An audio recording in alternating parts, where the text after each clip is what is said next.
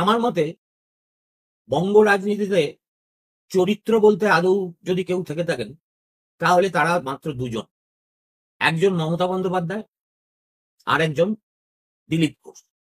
এরা দুজনেই আমাদের প্রভূত বিনোদন দিয়ে থাকেন যে যার মতো করে। সুতরাং এদের এন্টারটেনমেন্ট ভ্যালু নিয়ে আমি কখনো কোনোদিন প্রশ্ন করিনি, করবও না। দিলীপ ঘোষ যে সস্ত্রীক গাড়ি হাঁকিয়ে দীঘার ওই মন্দিরে গতকাল পৌঁছে যাবেন, বুঝতেই পারলাম তার দলের কেউ তা প্রত্যাশাই করেননি। তারা ধরে নিয়েছিলেন বাকি নেতাদের মতো দিলীপ বাবুও মমতা বন্দ্যোপাধ্যায়ের মুখ দর্শন করবেন না, জগন্নাথ দেবেরও দর্শন লাভে যাবেন না, আর একান্তই যদি যেতে হয় তাহলে ভবিষ্যতে কখনো যাবেন।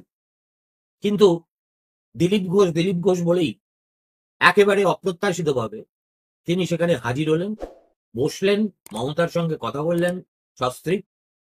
মমতাই সম্ভবত তার এবং তার স্ত্রীর গলায় মালা পরিয়ে দিলেন। তারপর সকালবেলা সমুদ্র তটে অনেক কথা বলতে বলতে মর্নিং ওয়াক করলেন।